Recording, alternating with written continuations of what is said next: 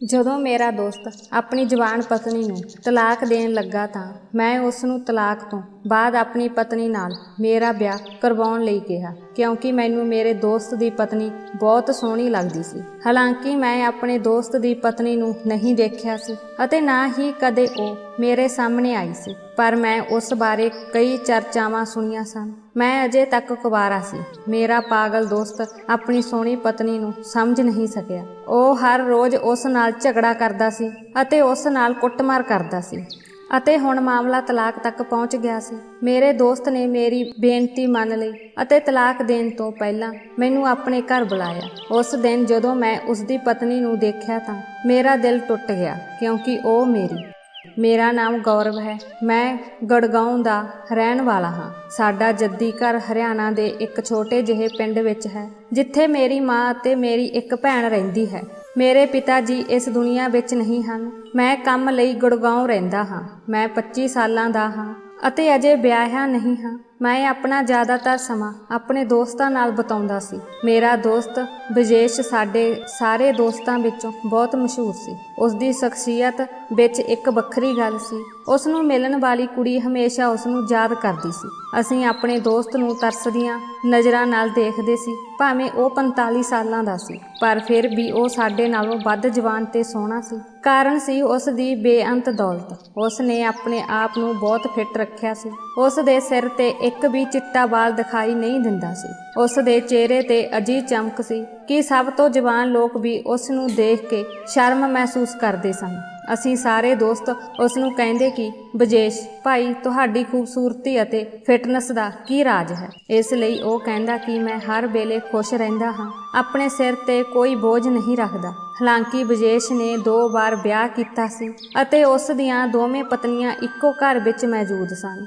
ਉਹ ਦੋਵਾਂ ਨੂੰ ਕਾਫੀ ਸਮਾਂ ਦਿੰਦਾ ਸੀ। ਵਿਜੇਸ਼ ਸਾਡੇ ਨਾਲ ਕਦੇ ਕਤਾਈ ਹੀ ਮਿਲਦਾ ਸੀ, ਨਹੀਂ ਤਾਂ ਉਹ ਜ਼ਿਆਦਾਤਰ ਆਪਣੇ ਘਰ ਦੇ ਕੰਮਾਂ ਵਿੱਚ ਰੁੱਝਿਆ ਰਹਿੰਦਾ ਸੀ। ਪਿਛਲੇ ਕੁਝ ਦਿਨਾਂ ਤੋਂ ਮੈਂ ਮਹਿਸੂਸ ਕਰ ਰਿਹਾ ਸੀ ਕਿ ਵਿਜੇਸ਼ ਆਪਣੇ ਦੋਸਤਾਂ ਵਿੱਚ ਜ਼ਿਆਦਾ ਘੁੰਮਣ ਲੱਗ ਪਿਆ ਹੈ। ਇੱਕ ਦਿਨ ਜਦੋਂ ਉਹ ਮੇਰੇ ਘਰ ਆਇਆ ਤਾਂ ਉਹ ਬਹੁਤ ਬੇਚੈਨ ਲੱਗ ਰਿਹਾ ਸੀ। ਜਦੋਂ ਮੈਂ ਵਿਜੇਸ਼ ਤੋਂ ਬੇਚੈਨੀ ਦਾ ਕਾਰਨ ਪੁੱਛਿਆ ਤਾਂ ਉਸ ਨੇ ਕਿਹਾ, ਦੋਸਤ ਗੌਰਵ, ਮੈਨੂੰ ਲੱਗਦਾ ਹੈ ਕਿ ਮੈਨੂੰ ਹੁਣ ਤੀਜੀ ਵਾਰ ਵਿਆਹ ਕਰ ਲੈਣਾ ਚਾਹੀਦਾ ਹੈ, ਕਿਉਂਕਿ ਮੈਨੂੰ ਮੇਰੀ ਜ਼ਿੰਦਗੀ ਵਿੱਚ ਖਾਲੀਪਨ ਜਿਹਾ ਲੱਗਦਾ ਹੈ ਤੇ ਇਸ ਖਾਲੀਪਨ ਨੂੰ ਤੀਜਾ ਵਿਆਹ ਹੀ ਪੂਰਾ ਕਰ ਸਕਦਾ ਹੈ। ਵਿਜੇਸ਼ ਦੀਆਂ ਗੱਲਾਂ ਸੁਣ ਕੇ ਮੈਂ ਹੱਸ ਪਿਆ ਤੇ ਕਿਹਾ, ਕੀ ਗੱਲ ਕਰ ਰਹੇ ਹੋ? ਹੁਣ ਇਸ ਉਮਰ ਵਿੱਚ ਤੈਨੂੰ ਕੁੜੀ ਕੌਣ ਦੇਵੇ? ਫਿਰ ਤੁਹਾਡੀਆਂ ਪਹਿਲਾਂ ਹੀ 2 ਪਤਨੀਆਂ ਹਨ।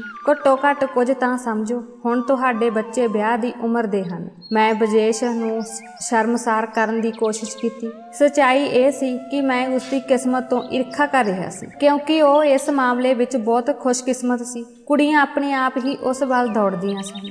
ਯਾਰ ਗੌਰਵ, ਤੁਸੀਂ ਇਹ ਨਹੀਂ ਸਮਝੋਗੇ। ਵਿਜੇਸ਼ ਨੇ ਮੇਰੇ ਬਿਆਨ ਨੂੰ ਰੱਦ ਕਰ ਦਿੱਤਾ ਅਤੇ ਮੈਨੂੰ ਭਰੋਸਾ ਦਿਵਾਉਣਾ ਸ਼ੁਰੂ ਕਰ ਦਿੱਤਾ ਕਿ ਉਹ ਮੈਨੂੰ ਜਲਦੀ ਹੀ ਆਪਣੇ ਤੀਜੇ ਵਿਆਹ ਤੇ ਬੁਲਾਵੇਗਾ। ਮੈਂ ਹੈਰਾਨੀ ਨਾਲ ਉਸਦੇ ਚਿਹਰੇ ਵੱਲ ਦੇਖਦਾ ਰਿਹਾ। ਜਦੋਂ ਮੈਂ ਇਹ ਗੱਲ ਆਪਣੇ ਹੋਰ ਦੋਸਤ ਨੂੰ ਵੀ ਦੱਸੀ ਤਾਂ ਉਹਨਾਂ ਨੇ ਕਿਹਾ ਕਿ ਵਿਜੇਸ਼ ਲਈ ਇਹ ਕੋਈ ਅਸੰਭਵ ਗੱਲ ਨਹੀਂ ਹੈ। ਹੁਣ ਉਹ ਤੀਜੀ ਵਾਰ ਵਿਆਹ ਜ਼ਰੂਰ ਕਰੇਗਾ। ਸਾਨੂੰ ਤਾਂ ਸਿਰਫ ਇਸ ਗੱਲ ਦੀ ਖੁਸ਼ੀ ਹੋਣੀ ਚਾਹੀਦੀ ਹੈ ਕਿ ਉਸ ਦੇ ਘਰ ਬਹੁਤ ਸਾਰਾ ਖਾਣਾ ਬਣੇਗਾ ਅਤੇ ਸਾਨੂੰ ਵਿਆਹ ਦੀ ਦਾਵਤ ਤੇ ਬਹੁਤ ਸਾਰਾ ਖਾਣਾ ਮਿਲੇਗਾ। ਇਹ ਗੱਲ ਸੁਣ ਕੇ ਅਸੀਂ ਸਾਰੇ ਦਿਲੋਂ ਹੱਸ ਪਏ। ਪਰ ਹੁਣ ਕੁਝ ਅਜੀਬ ਘਟਨਾ ਵਾਪਰ ਗਈ ਸੀ। ਵਿਜੇਸ਼ ਕਰੀਬ 4 ਮਹੀਨਿਆਂ ਤੋਂ ਲਾਪਤਾ ਸੀ। ਉਸਨੇ ਮੇਰੇ ਨਾਲ ਕੋਈ ਸੰਪਰਕ ਨਹੀਂ ਰੱਖਿਆ ਅਤੇ ਨਾ ਹੀ ਉਸਨੇ ਆਪਣੇ ਹੋਰ ਦੋਸਤਾਂ ਨੂੰ ਆਪਣੇ ਵਿਆਹ ਵਿੱਚ ਬੁਲਾਇਆ। ਅਸੀਂ ਸਮਝਦੇ ਸੀ ਕਿ ਸ਼ਾਇਦ ਉਸਨੇ ਵਿਆਹ ਦਾ ਇਰਾਦਾ ਛੱਡ ਦਿੱਤਾ ਹੈ, ਪਰ ਇੱਕ ਦਿਨ ਵਿਜੇਸ਼ ਦੇ ਚਚੇਰੇ ਭਰਾ ਤੋਂ ਪਤਾ ਚੱਲਦਾ ਹੈ ਕਿ ਉਸਨੇ ਤੀਜੀ ਵਾਰ ਇੱਕ 20 ਸਾਲਾਂ ਦੀ ਲੜਕੀ ਨਾਲ ਵਿਆਹ ਕੀਤਾ ਹੈ। ਹੁਣ ਸਾਡੀ ਈਰਖਾ ਦੀ ਕੋਈ ਹੱਦ ਨਹੀਂ ਸੀ। ਅੰਦਰੋਂ ਅੰਦਰੀ ਵਿਜੇਸ਼ ਦੀ ਕਿਸਮਤ ਨੂੰ ਲੈ ਕੇ ਅਸੀਂ ਸੜ ਕੇ ਸੁਆਹ ਹੋ ਗਏ। ਜਿਸ ਦੀ ਉਮਰ 45 ਸਾਲ ਦੀ ਸੀ, ਉਸ ਨੇ 3 ਵਾਰ ਵਿਆਹ ਕਰਵਾ ਲਿਆ ਸੀ, ਜਦੋਂ ਕਿ ਅਸੀਂ ਸਾਰੇ ਦੋਸਤ ਅਜੇ 25 ਤੋਂ 26 ਸਾਲ ਦੀ ਉਮਰ ਵਿੱਚ ਹੀ ਕੁਆਰੇ ਬੈਠੇ ਸੀ। ਪਰ ਉਹ ਸਾਡਾ ਇੱਕੋ ਇੱਕ ਦੋਸਤ ਸੀ ਜੋ ਸਾਡੇ ਤੋਂ ਵੱਡਾ ਸੀ। ਖੈਰ, ਹੁਣ ਸਾਨੂੰ ਵਿਜੇਸ਼ ਨਾਲ ਗੁੱਸਾ ਰੱਖਣਾ ਪਿਆ ਕਿ ਉਸਨੇ ਸਾਨੂੰ ਆਪਣੇ ਵਿਆਹ ਵਿੱਚ ਨਹੀਂ ਬੁਲਾਇਆ ਸੀ। ਪਰ ਇਹ ਵੀ ਬੜੀ ਹੈਰਾਨੀ ਵਾਲੀ ਗੱਲ ਸੀ ਕਿ ਇੰਨਾ ਰੌਲਾ ਪਾਉਣ ਵਾਲੇ ਬੰਦੇ ਦਾ ਇੰਨਾ ਸਾਦੇ ਢੰਗ ਨਾਲ ਵਿਆਹ ਕਿਵੇਂ ਹੋ ਗਿਆ, ਜਦੋਂ ਕਿ ਉਸ ਨੇ ਸਾਨੂੰ ਸੂਚਿਤ ਵੀ ਨਹੀਂ ਕੀਤਾ। ਮੈਂ ਬਜੇਸ਼ ਨਾਲ ਸੰਪਰਕ ਕਰਨ ਦੀ ਕੋਸ਼ਿਸ਼ ਕੀਤੀ, ਇਸ ਲਈ ਉਸਨੇ ਮੈਨੂੰ ਮਿਲਣ ਲਈ ਆਪਣੇ ਘਰ ਆਉਣ ਲਈ ਕਿਹਾ। ਮੈਂ ਹਾਂ ਕਹਿ ਦਿੱਤਾ। ਮੈਂ ਖੁਸ਼ ਸੀ ਕਿ ਇੰਨੇ ਦਿਨਾਂ ਬਾਅਦ ਮੈਂ ਆਪਣੇ ਦੋਸਤ ਨੂੰ ਮਿਲਾਂਗਾ, ਪਰ ਜਦੋਂ ਮੈਂ ਬਜੇਸ਼ ਨੂੰ ਦੇਖਿਆ ਤਾਂ ਮੇਰੀ ਹੈਰਾਨੀ ਦੀ ਕੋਈ ਹੱਦ ਨਾ ਰਹੀ, ਕਿਉਂਕਿ ਉਹ ਸੁੱਕ ਕੇ ਕੰਡਾ ਬਣ ਗਿਆ ਸੀ। ਉਸ ਦੇ ਸਿਰ ਦੇ ਵਾਲ ਚਿੱਟੇ ਹੋ ਗਏ ਸਨ, ਅੱਖਾਂ ਧੱਸ ਗਈਆਂ ਸਨ, ਹੇਠਾਂ ਕਾਲੇ ਟੋਹੇ ਸਾਫ਼ ਦਿਖਾਈ ਦੇ ਰਹੇ ਸਨ। ਬਜੇਸ਼, ਤੁਹਾਨੂੰ ਕੀ ਹੋ ਗਿਆ ਹੈ? ਤੁਸੀਂ ਆਪਣੇ ਆਪ ਦੀ ਕੀ ਹਾਲਤ ਕਰ ਰੱਖੀ ਹੈ? ਮੈਂ ਚਿੰਤਾ ਨਾਲ ਪੁੱਛਿਆ ਤਾਂ ਉਸਨੇ ਕੋਈ ਜਵਾਬ ਨਹੀਂ ਦਿੱਤਾ, ਜਦੋਂ ਕਿ ਉਸ ਦੀ ਹਾਲਤ ਦੱਸ ਰਹੀ ਸੀ ਕਿ ਉਹ ਦਿਲੋਂ ਬਹੁਤ ਦੁਖੀ ਸੀ। ਚਾਹ ਪਰੋਸਣ ਤੋਂ ਬਾਅਦ ਮੈਂ ਉਸਨੂੰ ਉਸ ਦੀ ਤੀਜੀ ਪਤਨੀ ਬਾਰੇ ਪੁੱਛਿਆ, ਇਸ ਲਈ ਉਹ ਅਚਾਨਕ ਉਦਾਸ ਹੋ ਗਿਆ। ਉਸ ਨੇ ਕਿਹਾ, ਮੇਰੇ ਦੋਸਤ, ਮੈਂ ਤੈਨੂੰ ਕੀ ਦੱਸਾਂ, ਮੇਰੀ 20 ਸਾਲਾਂ ਦੀ ਪਤਨੀ ਜਿਸ ਨਾਲ ਮੈਂ ਪਿਆਰ ਲਈ ਵਿਆਹ ਕੀਤਾ ਸੀ, ਉਸ ਨੇ ਮੈਨੂੰ ਦਿਨ ਵੇਲੇ ਤਾਰੇ ਅਤੇ ਰਾਤ ਨੂੰ ਸੂਰਜ ਦਿਖਾ ਦਿੱਤਾ ਹੈ। ਭਾਵੇਂ ਮੈਂ ਉਸ ਨੂੰ ਖੁਸ਼ ਰੱਖਣ ਦੀ ਬਹੁਤ ਕੋਸ਼ਿਸ਼ ਕਰਦਾ ਹਾਂ। ਹੁਣ ਤੁਸੀਂ ਹੀ ਦੱਸੋ ਮੈਂ ਕਿੱਥੇ ਜਾਵਾਂ? ਮੇਰਾ ਦੋਸਤ ਮੈਨੂੰ ਦੱਸਣ ਲੱਗਾ ਕਿ ਉਸ ਦੀ ਪਹਿਲੀ ਪਤਨੀ ਬਹੁਤ ਹੀ ਸੋਹਣੀ ਸੀ, ਪਰ ਉਮਰ ਤੋਂ ਬਹੁਤ ਵੱਡੀ ਸੀ। ਉਸ ਨੇ ਮਜਬੂਰੀ ਵਿੱਚ ਦੂਜੀ ਪਤਨੀ ਨਾਲ ਵਿਆਹ ਕਰਵਾ ਲਿਆ। ਉਹ ਤੀਜੀ ਪਤਨੀ ਸੀ ਜਿਸ ਨਾਲ ਮੈਂ ਪ੍ਰੇਮ ਵਿਆਹ ਕੀਤਾ ਸੀ, ਜੋ ਉਸਨੇ ਦਿਲ ਤੋਂ ਕੀਤਾ ਸੀ, ਅਤੇ ਉਹ ਆਪਣੀ ਤੀਜੀ ਪਤਨੀ ਨੂੰ ਹੀ ਪਿਆਰ ਕਰਦਾ ਸੀ। ਵਿਆਹ ਦੀ ਪਹਿਲੀ ਰਾਤ ਹੀ ਉਸ ਨਾਲ ਇੱਕ ਅਜੀਬ ਘਟਨਾ ਵਾਪਰੀ। ਉਸ ਦੀ ਤੀਜੀ ਪਤਨੀ ਨੇ ਅਜੀਬ ਸ਼ਰਤ ਰੱਖੀ ਸੀ। ਉਸ ਨੇ ਕਿਹਾ ਕਿ ਮੈਂ ਤੁਹਾਡੇ ਨਾਲ ਉਦੋਂ ਹੀ ਗੱਲ ਕਰਾਂਗੀ ਜਦੋਂ ਤੁਸੀਂ ਜਿਸ ਘਰ ਵਿੱਚ ਤੁਸੀਂ ਰਹਿੰਦੇ ਹੋ ਉਸ ਨੂੰ ਮੇਰੇ ਨਾਮ ਤੇ ਕਰ ਦਿਓ। ਬਜੇਸ਼ ਨੂੰ ਗੁੱਸਾ ਸੀ ਕਿ ਇਹ ਲੜਕੀ ਆਪਣੀ ਹੱਦ ਤੋਂ ਵੱਧ ਰਹੀ ਹੈ, ਪਰ ਉਸ ਲਈ ਇਹ ਕਾਫੀ ਸੀ ਕਿ ਉਸ ਨੇ ਇੱਕ 20 ਸਾਲ ਦੀ ਲੜਕੀ ਨੂੰ ਆਪਣੀ ਦੁਲਹਨ ਬਣਾ ਲਿਆ ਸੀ, ਕਿਉਂਕਿ ਇਸ ਉਮਰ ਵਿੱਚ ਇੱਕ ਨਵ ਵਿਆਹੀ ਦੁਲਹਨ ਦਾ ਮਿਲਣਾ ਇੱਕ ਅਨੋਖੀ ਗੱਲ ਹੁੰਦੀ ਹੈ, ਜਦੋਂ ਕਿ ਬਜੇਸ਼ ਵਿੱਚ ਹੁਣ ਉਹ ਦਮ ਨਹੀਂ ਰਿਹਾ ਸੀ। ਖੈਰ, ਭਾਵੁਕ ਹੋ ਕੇ ਉਸਨੇ ਉਹਨਾਂ ਸਾਰੇ ਕਾਗਜ਼ਾਂ ਤੇ ਦਸਤਖਤ ਕਰ ਦਿੱਤੇ ਜੋ ਉਸ ਦੀ ਤੀਜੀ ਪਤਨੀ ਨੇ ਉਸ ਦੇ ਸਾਹਮਣੇ ਰੱਖੇ ਸਨ। ਉਸ ਦੀਆਂ ਪਹਿਲੀਆਂ 2 ਪਤਨੀਆਂ ਦਾ ਵੀ ਇਸ ਘਰ ਵਿੱਚ ਹਿੱਸਾ ਸੀ, ਪਰ ਬਜੇਸ਼ ਨੂੰ ਪਿਆਰ ਹੋ ਗਿਆ। ਉਸਨੇ ਆਪਣੀ ਸਾਰੀ ਜਾਇਦਾਦ ਆਪਣੀ ਤੀਜੀ ਪਤਨੀ ਨੂੰ ਲਿਖਤੀ ਰੂਪ ਵਿੱਚ ਦੇ ਦਿੱਤੀ, ਜਿਸ ਵਿੱਚ ਇੱਕ ਘਰ, 2 ਦੁਕਾਨਾਂ ਅਤੇ ਇੱਕ ਫਾਰਮ ਹਾਊਸ ਸ਼ਾਮਲ ਸੀ। ਇਸ ਤੋਂ ਇਲਾਵਾ ਉਸ ਕੋਲ ਕੁਝ ਖਾਸ ਨਹੀਂ ਸੀ। ਹੁਣ ਉਸ ਦੀ ਮੁਸੀਬਤ ਦੇਖਣ ਯੋਗ ਸੀ। ਗੱਲ ਕਰਦਿਆਂ ਉਹ ਚੁੱਪ ਹੋ ਗਿਆ। ਇਹ ਸਾਰੀਆਂ ਗੱਲਾਂ ਦੱਸਣ ਤੋਂ ਬਾਅਦ ਮੈਂ ਉਸ ਨੂੰ ਪੁੱਛਿਆ, ਭਾਈ, ਤੈਨੂੰ ਇਸ ਵਿਆਹ ਤੋਂ ਹੁਣ ਕੀ ਪਰੇਸ਼ਾਨੀ ਹੈ? ਤੁਹਾਡੀ ਤੀਜੀ ਪਤਨੀ ਹੁਣ ਕੀ ਕਹਿੰਦੀ ਹੈ? ਹੁਣ ਉਸਨੇ ਸਾਰੀ ਜ਼ਮੀਨ ਜਾਇਦਾਦ ਤਾਂ ਆਪਣੇ ਨਾਮ ਕਰਵਾ ਹੀ ਲਈ ਹੈ। ਹੁਣ ਤੁਹਾਨੂੰ ਇੰਨੀ ਚਿੰਤਾ ਕਰਨ ਦੀ ਕੀ ਲੋੜ ਹੈ? ਹੁਣ ਤੂੰ ਆਪ ਹੀ ਇਹ ਤਕਲੀਫ ਆਪਣੀ ਕਿਸਮਤ ਵਿੱਚ ਲਿਖੀ ਹੈ। ਤੂੰ ਭਾਵੁਕ ਹੋ ਕੇ ਆਪਣੀ ਸਾਰੀ ਜਾਇਦਾਦ ਆਪਣੀ ਪਤਨੀ ਦੇ ਨਾਂ ਕਿਉਂ ਲਿਖ ਦਿੱਤੀ?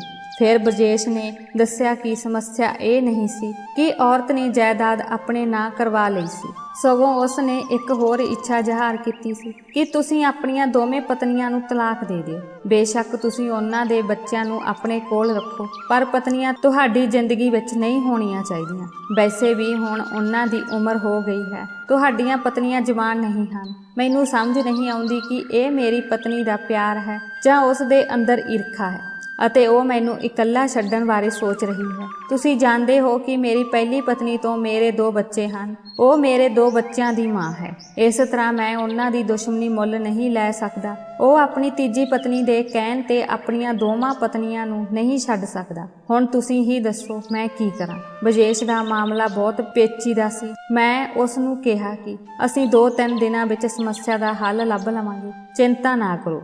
ਪਰ ਅਗਲੇ ਹੀ ਪਲ ਉਸਨੇ ਕੁਝ ਅਜੀਬ ਗੱਲ ਕਹੀ ਜਿਸ ਨੇ ਮੈਨੂੰ ਇੱਕ ਹੋਰ ਹੈਰਾਨੀ ਵਿੱਚ ਪਾ ਦਿੱਤਾ। ਬਜੇਸ਼ ਨੇ ਕਿਹਾ ਕਿ ਤੁਸੀਂ ਮੇਰੀ ਮਦਦ ਕਰ ਸਕਦੇ ਹੋ। ਬਜੇਸ਼ ਨੇ ਨੀਵੇਂ ਲਹਿਜੇ ਵਿੱਚ ਕਿਹਾ ਕਿ ਤੁਸੀਂ ਹੀ ਮੇਰੀ ਮਦਦ ਕਰ ਸਕਦੇ ਹੋ। ਮੈਂ ਹੈਰਾਨ ਰਹਿ ਗਿਆ। ਮੈਂ ਬਜੇਸ਼ ਨੂੰ ਪੁੱਛਿਆ, ਉਹ ਕਿਵੇਂ?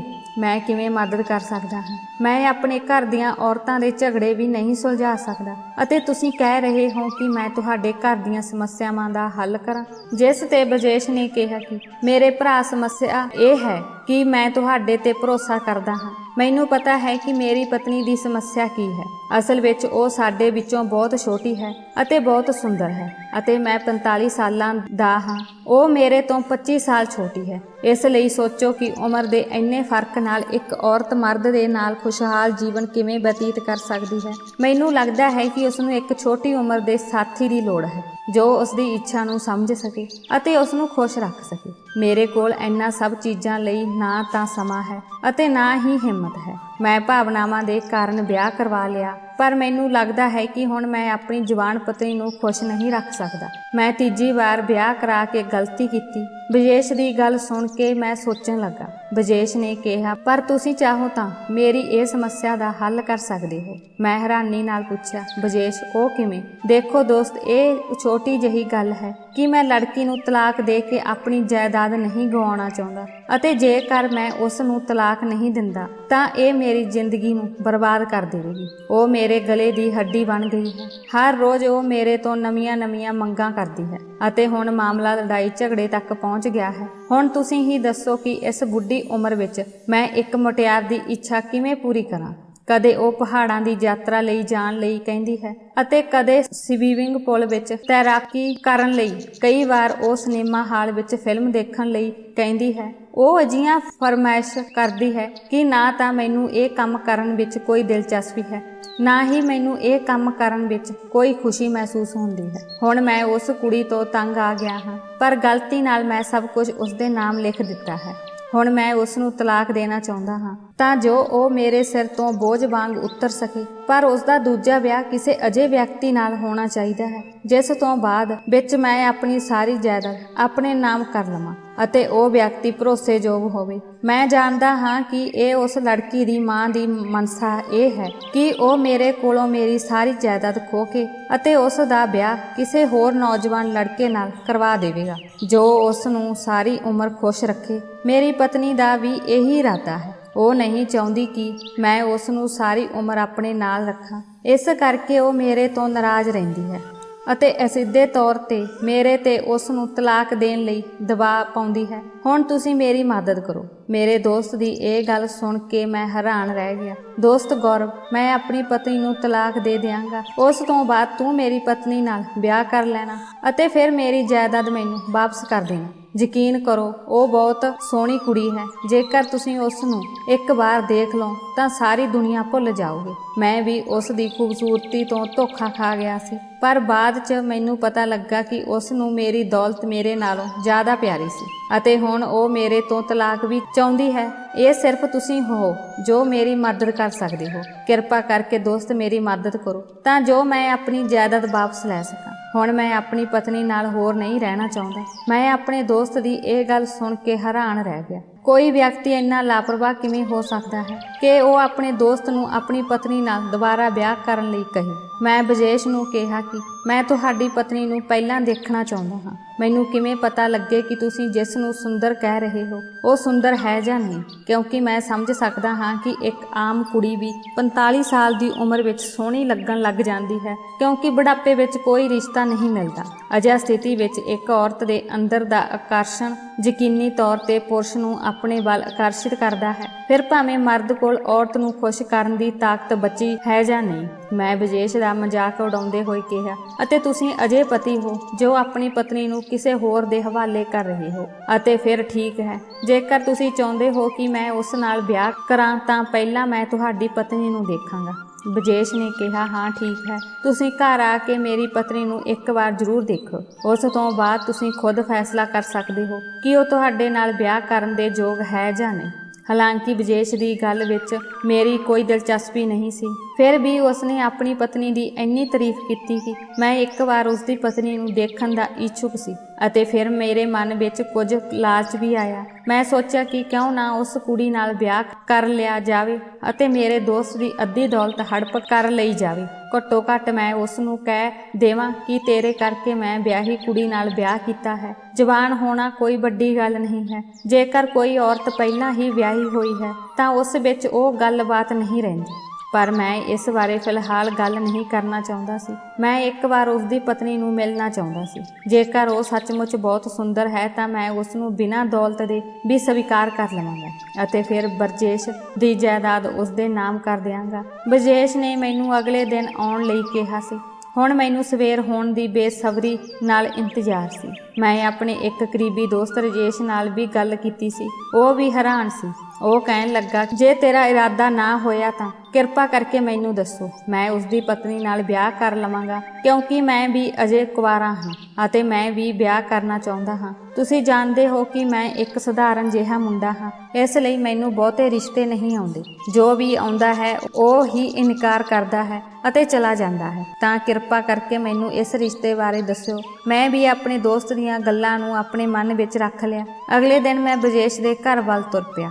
ਬਰਜੇਸ਼ ਦਾ ਘਰ ਸ਼ਹਿਰ ਤੋਂ ਬਾਹਰ ਸੀ। ਉਹ ਸ਼ਹਿਰ ਤੋਂ ਦੂਰ ਚਲਾ ਗਿਆ ਸੀ। ਇਸ ਘਰ ਵਿੱਚ ਗਏ ਨੂੰ ਬਹੁਤ ਸਮਾਂ ਨਹੀਂ ਹੋਇਆ ਸੀ। ਮੈਂ ਉਸਦੇ ਘਰ ਦਾ ਪਤਾ ਭੁੱਲ ਗਿਆ ਸੀ।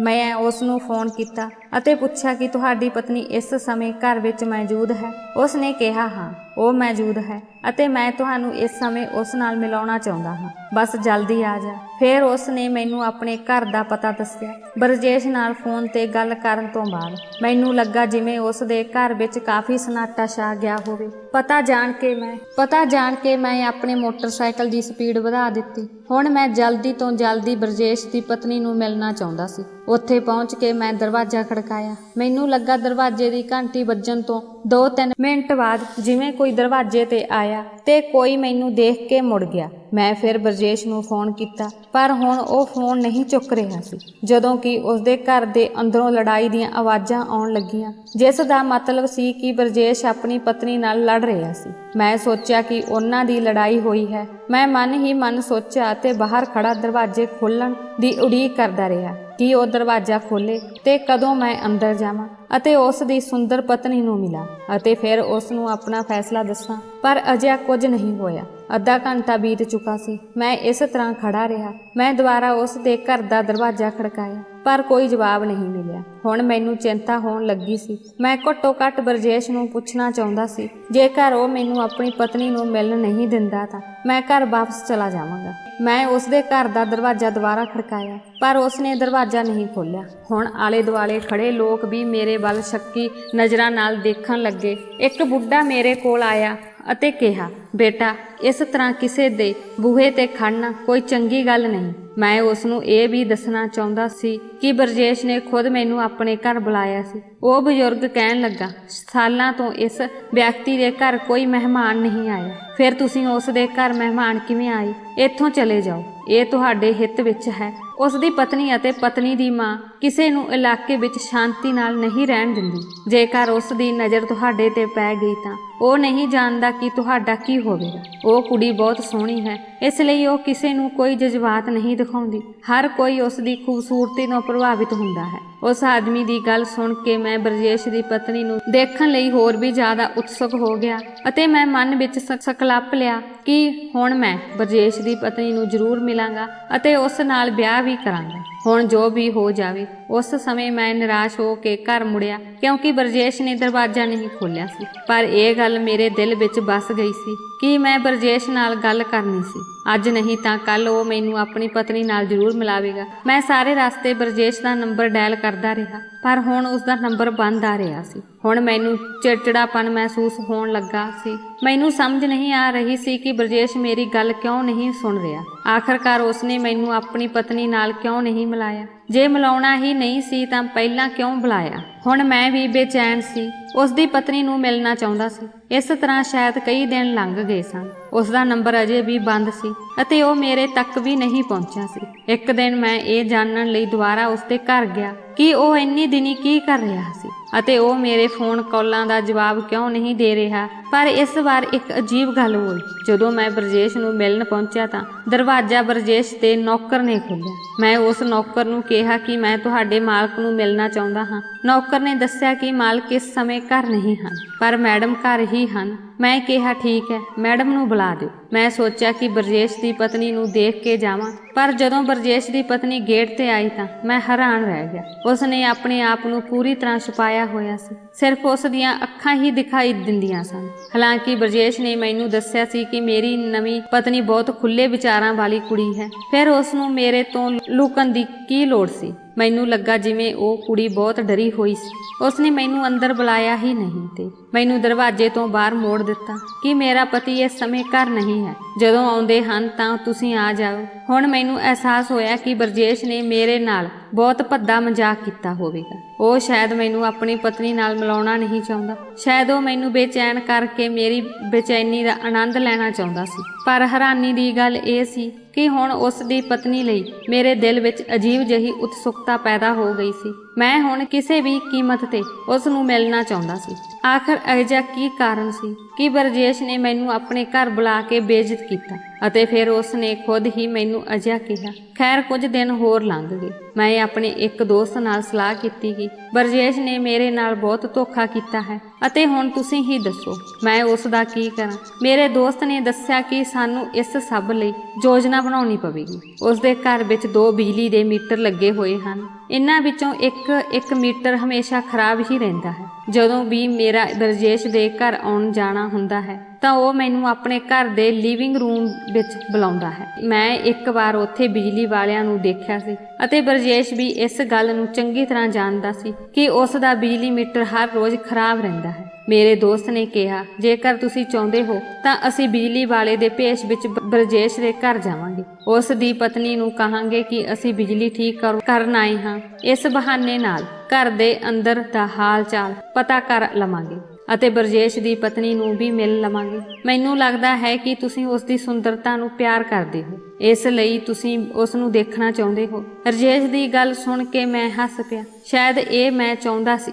2-3 ਹਫ਼ਤੇ ਬੀਤ ਗਏ ਜਦੋਂ ਸਾਨੂੰ ਪਤਾ ਲੱਗਾ ਕਿ ਬਰਜੇਸ਼ ਸ਼ਹਿਰ ਵਿੱਚ ਮੌਜੂਦ ਨਹੀਂ ਹੈ। ਉਹ ਆਪਣੀਆਂ ਹੋਰ ਪਤਨੀਆਂ ਨੂੰ ਮਿਲਣ ਗਿਆ ਹੈ। ਇਸ ਲਈ ਅਸੀਂ ਹੁਣ ਬਿਜਲੀ ਵਾਲੇ ਦਾ ਭੇਸ ਧਾਰ ਕੇ ਬਰਜੇਸ਼ ਦੇ ਘਰ ਚਲੇ ਗਏ। ਬਰਜੇਸ਼ ਦੀ ਪਤਨੀ ਨੇ ਦਰਵਾਜ਼ਾ ਨਹੀਂ ਖੋਲ੍ਹਿਆ ਸੀ ਅਤੇ ਮੈਂ ਉਸ ਨੂੰ ਦੇਖ ਕੇ ਹੈਰਾਨ ਰਹਿ ਗਿਆ। ਮੇਰੇ ਪੈਰਾਂ ਹੇਠੋਂ ਜ਼ਮੀਨ ਨਿਕਲ ਗਈ ਸੀ। ਮੈਂ ਅੱਖਾਂ ਭਰ ਕੇ ਬਰਜੇਸ਼ ਦੀ ਪਤਨੀ ਵੱਲ ਦੇਖ ਰਿਹਾ ਸੀ। ਮੈਨੂੰ ਆਪਣੀਆਂ ਅੱਖਾਂ ਤੇ ਵਿਸ਼ਵਾਸ ਨਹੀਂ ਹੋ ਰਿਹਾ ਸੀ। ਬਰਜੇਸ਼ ਦੀ ਪਤਨੀ ਮੈਨੂੰ ਪਛਾਣ ਨਹੀਂ ਸਕੀ ਕਿਉਂਕਿ ਮੈਂ ਆਪਣਾ ਰੂਪ ਬਦਲ ਲਿਆ ਸੀ। ਮੈਂ ਪਿੱਛੇ ਮੁੜਿਆ ਤੇ ਸਿੱਧਾ ਆਪਣੇ ਪਿੰਡ ਵਾਲੇ ਘਰ ਚਲਾ ਗਿਆ। ਮੈਂ ਆਪਣੀ ਮਾਂ ਨੂੰ ਪੁੱਛਿਆ ਕਿ ਤੁਸੀਂ ਇਹ ਕੀ ਕੀਤਾ ਹੈ? ਤੁਹਾਨੂੰ ਬਿਲਕੁਲ ਵੀ ਸ਼ਰਮ ਨਹੀਂ ਆਉਂਦੀ? ਤੁਸੀਂ ਆਪਣੀ ਧੀ ਅਤੇ ਮੇਰੀ ਭੈਣ ਨਾਲ ਕੀ ਕੀਤਾ ਹੈ? ਮੇਰਾ ਖੂਨ ਉਬਲ ਰਿਹਾ ਸੀ। ਮੇਰੀ ਇੱਕ ਛੋਟੀ ਭੈਣ ਜਿਸ ਵਿੱਚ ਕੋਈ ਨੁਕਸ ਨਹੀਂ ਸੀ ਅਤੇ ਉਹ ਵੀ ਬਹੁਤ ਛੋਟੀ ਉਮਰ ਦੀ ਸੀ। ਲਾਲਚ ਵਿੱਚ ਮੇਰੀ ਮਾਂ ਨੇ ਮੇਰੇ 45 ਸਾਲ ਦੇ ਦੋਸਤ ਨਾਲ ਉਸ ਦਾ ਵਿਆਹ ਕਰ ਦਿੱਤਾ ਸੀ ਅਤੇ ਮੈਨੂੰ ਦੱਸਿਆ ਵੀ ਨਹੀਂ। ਮੈਂ ਸਿਰ ਫੜ ਕੇ ਬੈਠ ਗਿਆ। ਹਾਏ ਰੱਬਾ, ਮੇਰੀ ਮਾਂ ਨੂੰ ਕੀ ਹੋ ਗਿਆ?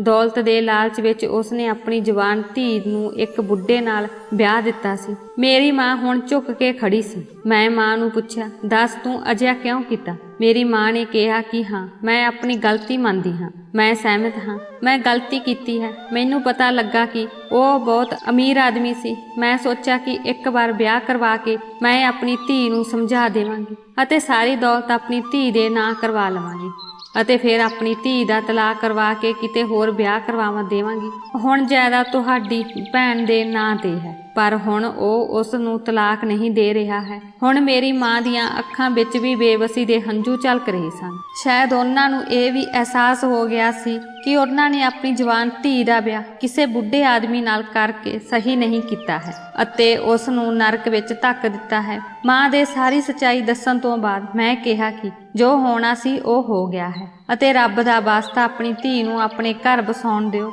ਉਸ ਦਾ ਘਰ ਨਾ ਵਿਗਾੜੋ। ਬਰਜੇਸ਼ ਉਮਰ ਵਿੱਚ ਬੇਸ਼ੱਕ ਵੱਡਾ ਸੀ, ਪਰ ਉਹ ਦਿਲ ਦਾ ਬੁਰਾ ਨਹੀਂ ਸੀ। ਉਹ ਬਹੁਤ ਚੰਗਾ ਇਨਸਾਨ ਸੀ। ਮੈਂ ਆਪਣੀ ਮਾਂ ਨੂੰ ਸਮਝਾਇਆ ਕਿ ਉਹ ਬਹੁਤ ਵਧੀਆ ਇਨਸਾਨ ਹੈ। ਉਹ ਤੁਹਾਡੀ ਧੀ ਦੀਆਂ ਹਰਕਤਾਂ ਤੋਂ ਤੰਗ ਆ ਗਿਆ ਸੀ। ਉਸ ਨੂੰ ਗਲਤ ਗੱਲਾਂ ਸਿਖਾਉਣੀਆਂ ਬੰਦ ਕਰ ਦਿਓ ਤੇ ਆਪਣੀ ਧੀ ਦਾ ਘਰ ਵਸਣ ਦਿਓ। ਮੇਰੀ ਮਾਂ ਵਿਧਵਾ ਸੀ ਅਤੇ ਮੇਰੀ ਇੱਕ ਹੀ ਭੈਣ ਸੀ। ਮੇਰੀ ਨੌਕਰੀ ਵੀ ਬਹੁਤ ਚੰਗੀ ਨਹੀਂ ਸੀ। ਇਸ ਲਈ ਮਾਂ ਮੇਰੀ ਭੈਣ ਨੂੰ ਆਪਣੇ ਲਈ ਪੈਸੇ ਕਮਾਉਣ ਦੀ ਮਸ਼ੀਨ ਵਜੋਂ ਵਰਤਿਆ ਸੀ ਅਤੇ ਹੁਣ ਉਸ ਦਾ ਘਰ ਬਰਬਾਦ ਕਰਨ ਤੇ ਤੁਲੀ ਹੋਈ ਸੀ। ਪਰ ਵਾਹਿਗੁਰੂ ਦੀ ਕਿਰਪਾ ਨਾਲ ਮੈਨੂੰ ਸਮੇਂ ਸਿਰ ਸਾਰੀ ਸੱਚਾਈ ਦਾ ਪਤਾ ਲੱਗ ਗਿਆ। ਜਦੋਂ ਮੈਂ ਆਪਣੀ ਮਾਂ ਨੂੰ ਸਮਝਾਇਆ ਤਾਂ ਉਸ ਦੀਆਂ ਅੱਖਾਂ ਤੋਂ ਲਾਲਚ ਦੀ ਪੱਟੀ ਹਟ ਗਈ ਅਤੇ ਉਸਨੇ ਮੇਰੀ ਭੈਣ ਨੂੰ ਭੜਕਾਉਣਾ ਬੰਦ ਕਰ ਦਿੱਤਾ। ਮੈਂ ਆਪਣੀ ਮਾਂ ਨਾਲ ਬਰਜੇਸ਼ ਦੇ ਘਰ ਪਹੁੰਚਿਆ। ਮੇਰੀ ਭੈਣ ਮੈਨੂੰ ਦੇਖ ਕੇ ਪੂਰੀ ਤਰ੍ਹਾਂ ਹੈਰਾਨ ਰਹਿ ਗਈ। ਫਿਰ ਉਸਨੇ ਡਰ ਕੇ ਮੇਰੀ ਮਾਂ ਵੱਲ ਦੇਖਿਆ। ਮੈਂ ਆਪਣੀ ਭੈਣ ਨੂੰ ਸਮਝਾਇਆ ਕਿ ਹੁਣ ਡਰਨ ਅਤੇ ਲੁਕਣ ਦੀ ਲੋੜ ਨਹੀਂ ਹੈ। ਮੈਨੂੰ ਸਭ ਕੁਝ ਪਤਾ ਲੱਗ ਗਿਆ ਹੈ ਤੇ ਮੈਂ ਮਾਂ ਨੂੰ ਸਮਝਾ ਦਿੱਤਾ। ਤੁਸੀਂ ਇੱਕ ਗੱਲ ਯਾਦ ਰੱਖੋ ਕਿ ਹੁਣ ਬਰਜੇਸ਼ ਤੁਹਾਡਾ ਪਤੀ ਹੈ। ਉਸ ਦੀ ਇੱਜ਼ਤ ਕਰੋ ਅਤੇ ਬਿਨਾਂ ਕਿਸੇ ਕਾਰਨ ਲੜਨਾ ਬੰਦ ਕਰੋ। ਇਹ ਤੁਹਾਡੇ ਫਾਇਦੇ ਲਈ ਹੈ। ਹੁਣ ਤੇਰਾ ਵਿਆਹ ਬਰਜੇਸ਼ ਨਾਲ ਹੋਇਆ ਹੈ। ਮੈਂ ਨਹੀਂ ਚਾਹੁੰਦਾ ਕਿ ਬਰਜੇਸ਼ ਤੈਨੂੰ ਤਲਾਕ ਦੇਵੇ। ਜਦੋਂ ਬਰਜੇਸ਼ ਨੂੰ ਪਤਾ ਲੱਗਾ ਕਿ ਉਸ ਦੀ ਪਤਨੀ ਉਸ ਦੀ ਭੈਣ ਹੈ ਤਾਂ ਉਹ ਬਹੁਤ ਸ਼ਰਮਿੰਦਾ ਹੋਇਆ ਕਿ ਇਸ ਮਾਮਲੇ ਤੇ ਉਹਨੇ ਮੈਨੂੰ ਜਿਹੜੀ ਮਾੜੀ ਗੱਲ ਕਹੀ ਸੀ ਕਿ ਤੂੰ ਮੇਰੀ ਘਰ ਵਾਲੀ ਨਾਲ ਵਿਆਹ ਕਰ ਲਵੇਂ। ਮੈਂ ਬਰਜੇਸ਼ ਨੂੰ ਸਮਝਾਇਆ ਕਿ ਤੁਸੀਂ ਜੋ ਕੁਝ ਵੀ ਅਣਜਾਣੇ ਵਿੱਚ ਕਿਹਾ ਸੀ ਤੁਹਾਨੂੰ ਸੱਚ ਨਹੀਂ ਪਤਾ ਸੀ, ਤੁਹਾਨੂੰ ਸ਼ਰਮਿੰਦਾ ਹੋਣ ਦੀ ਲੋੜ ਨਹੀਂ ਹੈ। ਬਰਜੇਸ਼ ਨੇ ਮੈਨੂੰ ਜੱਫੀ ਪਾ ਲਈ। ਭੈਣ ਨੂੰ ਮਨਾ ਕੇ ਮੈਂ ਮਾਂ ਨਾਲ ਘਰ ਆ ਗਿਆ। ਇੱਕ ਦਿਨ ਬਰਜੇਸ਼ ਨੇ ਮੈਨੂੰ ਦੱਸਿਆ ਕਿ ਉਸ ਦਾ ਇਰਾਦਾ ਉਸ ਨੂੰ ਤਲਾਕ ਦੇਣ ਦਾ ਸੀ, ਪਰ ਹੁਣ ਉਸ ਦੀ ਪਤਨੀ ਪੂਰੀ ਤਰ੍ਹਾਂ ਠੀਕ ਹੋ ਗਈ ਹੈ। ਉਹ ਲੜਦੀ ਨਹੀਂ ਹੈ, ਘਰ ਵਿੱਚ ਬਹੁਤ ਸ਼ਾਂਤੀ ਨਾਲ ਰਹਿੰਦੀ ਹੈ, ਮੇਰੀ ਗੱਲ ਸੁਣਦੀ ਹੈ ਅਤੇ ਮੇਰੇ ਨਾਲ ਖੁਸ਼ੀ ਨਾਲ ਰਹਿੰਦੀ ਹੈ ਅਤੇ ਮੇਰੀ ਭੈਣ ਆਪਣੇ ਘਰ ਖੁਸ਼ੀ ਨਾਲ ਰਹਿਣ ਲੱਗੀ। ਪਰ ਮੈਂ ਅਜੇ ਵੀ ਆਪਣੀ ਮਾਂ ਤੋਂ ਗੁੱਸੇ ਹਾਂ ਕਿ ਮੇਰੀ ਭੈਣ ਦਾ ਵਿਆਹ ਗੁਪਤ ਰੂਪ ਵਿੱਚ ਇੱਕੋ ਅਜਿਹੇ ਆਦਮੀ ਨਾਲ ਕਰ ਦਿੱਤਾ ਜਿਸ ਕੋਲ ਧਨ ਤੋਂ ਇਲਾਵਾ ਕੁਝ ਨਹੀਂ ਸੀ। ਤੁਹਾਡਾ ਕੀ ਖਿਆਲ ਹੈ ਦੋਸਤੋ ਕਿ ਮੈਨੂੰ ਆਪਣੀ ਭੈਣ ਦਾ ਤਲਾਕ ਕਰਵਾ ਲੈਣਾ ਚਾਹੀਦਾ ਹੈ ਜਾਂ ਨਹੀਂ? ਮੈਂ ਆਪਣੀ ਭੈਣ ਦਾ ਘਰ ਬਰਜੇਸ਼ ਨਾਲ ਸੈਟਲ ਕਰਕੇ ਹੀ ਸਹੀ ਕੀਤਾ? ਕਮੈਂਟ ਬਾਕਸ ਵਿੱਚ ਆਪਣੀ ਰਾਏ ਜ਼ਰੂਰ ਦਿਓ। ਸੋ ਦੋਸਤੋ, ਤੁਹਾਨੂੰ ਸਾਡੀ ਅੱਜ ਦੀ ਕਹਾਣੀ ਕਿਵੇਂ ਲੱਗੀ? ਜੇ ਪਸੰਦ ਆਈ ਤਾਂ ਕਮੈਂਟ ਬਾਕਸ ਵਿੱਚ ਜ਼ਰੂਰ ਦੱਸਿਓ ਤੇ ਲਾਈਕ ਕਰੋ। ਰੋਜ਼ ਨਵੀਂ ਕਹਾਣੀ ਸੁਣਨ ਲਈ ਸਾਡੇ ਚੈਨਲ ਨੂੰ ਸਬਸਕ੍ਰਾਈਬ ਕਰੋ। ਪੂਰੀ ਕਹਾਣੀ ਸੁਣਨ ਲਈ ਬਹੁਤ ਬਹੁਤ ਧੰਨਵਾਦ।